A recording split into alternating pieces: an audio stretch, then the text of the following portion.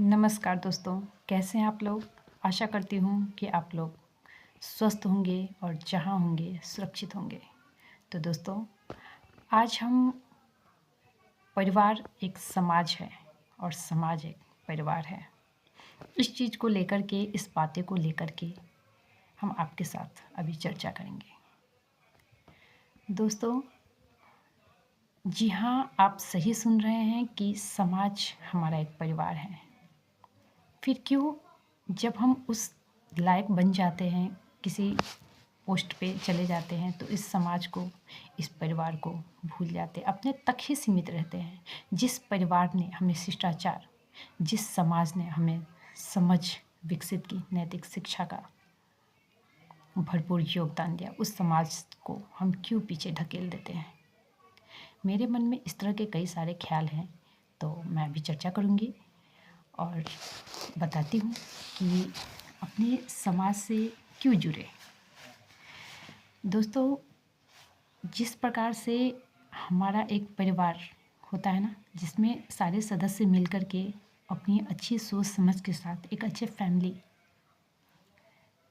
का निर्माण करते हैं कि हमारा अच्छा फैमिली हो, और रखते भी हैं रखने वाले। ठीक उसी प्रकार से हमारी सोच ये भी होनी चाहिए कि हमारा जो समाज है वो काफ़ी अच्छा हो, क्योंकि ये छोटा छोटा परिवार मिलके ही समाज को बीनते हैं।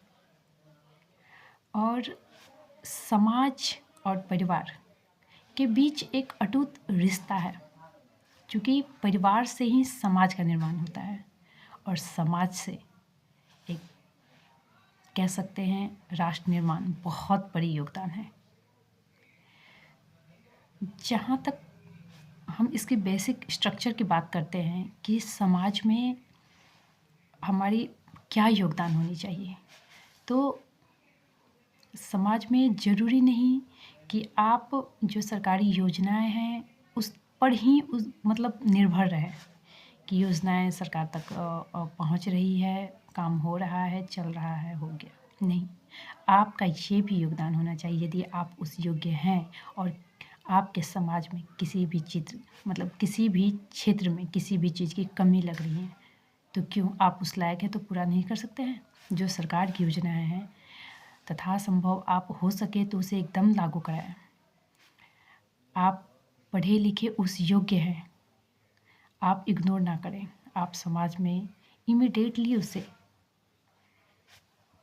लोगों के बीच जागरूक कराएं। और इसके साथ साथ आप ये देखें कि आपके समाज में जो बेसिक स्ट्रक्चर होती है ना, क्योंकि हम नींव डालेंगे अपनी शिष्टाचार की, नींव डालेंगे हम अपनी शिक्षा की, नींव डालेंगे हम उस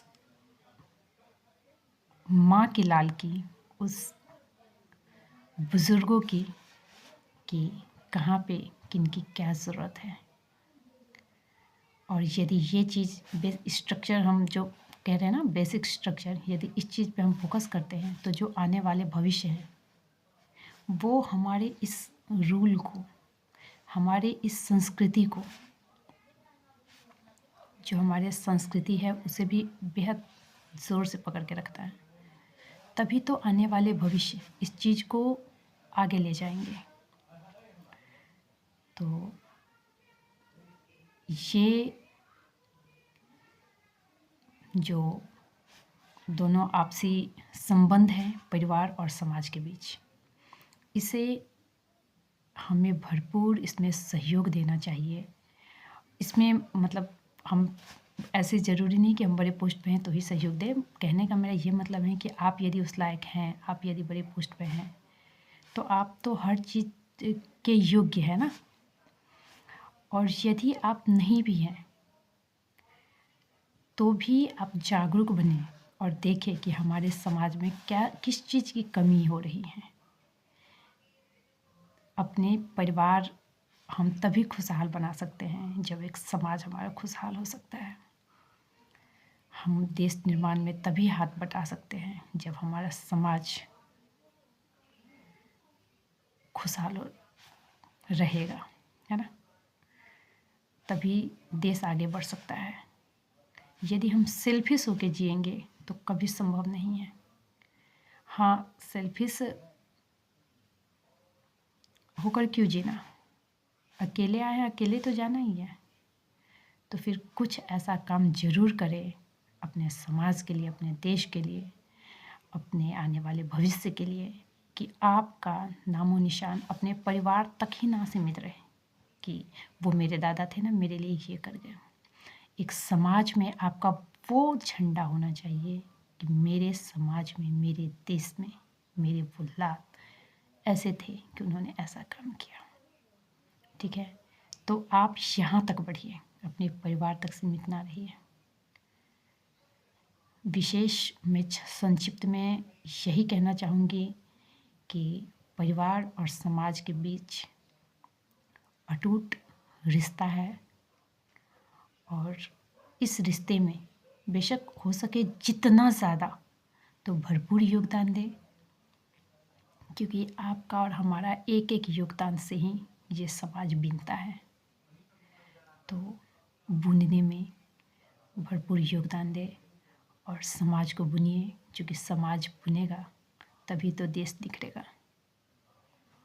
धन्यवाद।